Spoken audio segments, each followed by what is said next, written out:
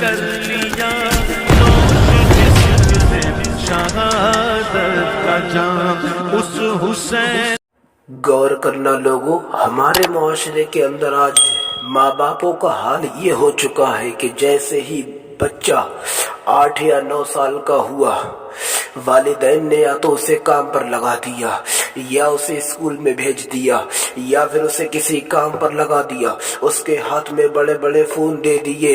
لیکن لوگوں، یہ طریقہ غلط ہے۔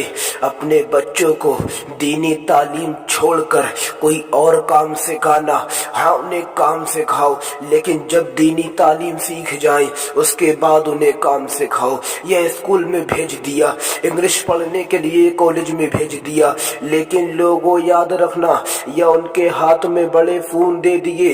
جب بڑا فون اس کے ہاتھ میں ہوگا تو ظاہر سی بات ہے گانے بھی سنے گا، مووی بھی دیکھے گا، گندی فلمیں بھی دیکھے گا فون کے اندر۔ لیکن لوگوں غور کرنا، اگر تو نے بچے کی پرورش صحیح طریقے سے کی ہوتی، پہلے ہی جب تیرا بچہ پیدا ہوا تھا، جب وہ 7 یا 8 سال کا ہوا تھا، تو اسے اسکول میں نہ بھیج کر، اسے کالج میں نہ بھیج کر، اسے موبائل نہ دے کر، اسے کسی کام پر نہ لگا کر، بلکہ تو اسے مدرسے میں پڑھنے کے لیے بھیجتا۔ جب تو اسے مدرسے میں پڑھنے کے لیے بھیجتا، وہاں پر وہ شریعت کے اصول سمجھتا، شریعت کے قانون کو جانتا، اسلام کیا کہہ رہا ہے وہ اس کو جانتا، نماز پڑھتا، تو کبھی تو اس کے فون میں، کبھی تو اس کے ہاتھ میں فون دیتا تو وہ اس قسم کی کوئی چیز نہیں دیکھتا۔ آج حال یہ ہے کہ بچوں کو دیکھو، ذرا ذرا سے بچوں کے منہ پر گانے سنو، ذرا ذرا سے بچے، فون بڑا ہے ہاتھ میں، موویوں کے شارٹ لیتے پھرتے ہیں، ویڈیو بناتے پھرتے ہیں۔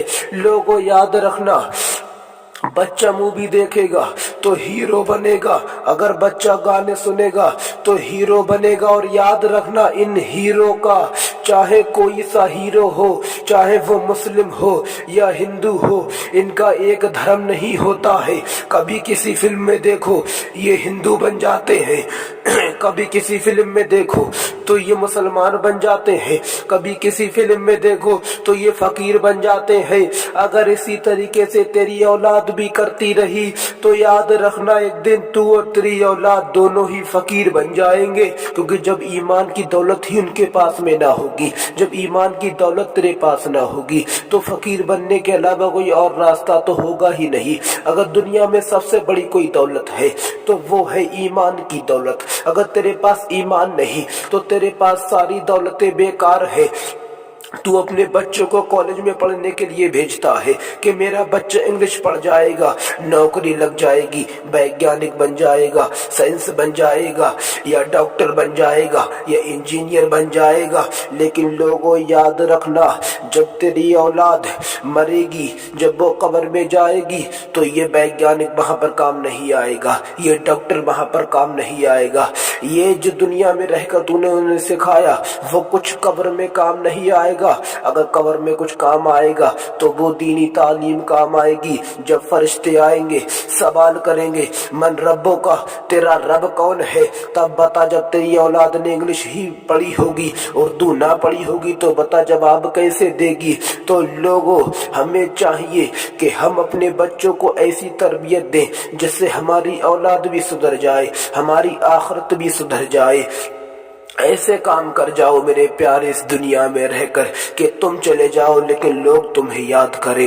ہمیں چاہیے کہ ہم اپنے بچوں کو ایسی تعلیم حاصل کرائیں، دینی تعلیم حاصل کرائیں جس سے ہمیں بھی فائدہ ہو اور دوسرے لوگوں کو بھی فائدہ ہو۔ اس لیے ہمیں چاہیے کہ ہم اپنے بچوں کو فون نہ دے کر اسکول کی پڑھائی اتنی کرائیے کہ بچہ کچھ جان سکے، اپنا نام لکھنا جان سکے، کچھ پڑھنا جان سکے، بس اس تک پڑھا کر اس کے بعد میں اپنے مدرسے میں بچوں کو ڈالیے گا، ان کا داخلہ مدرسے میں کرائیے گا۔ کچھ ایسی تعلیم ان کو سکھاؤ جو ہمارے بھی کام آئے اور تمہارے بھی کام آئے، اور مرنے کے بعد قبر میں بھی کام آئے اور میدان محشر میں بھی کام آئے۔ لوگوں، ورنہ ان ہیرو کا حال تو یہ ہے، نہ خدا ہی ملا، نہ وصال صنم، نہ ادھر کے رہے نہ ادھر کے رہے۔ اس لیے لوگوں، وہ کام کرو، اس دنیا میں رہ کر تمہیں پیدا کیا گیا اللہ کی بندگی کے لیے، اس لیے وہ کام کر جاؤ جو تمہارے بھی کام آئے اور تمہیں دیکھ کر دوسرے لوگوں کو بھی فائدہ ہو۔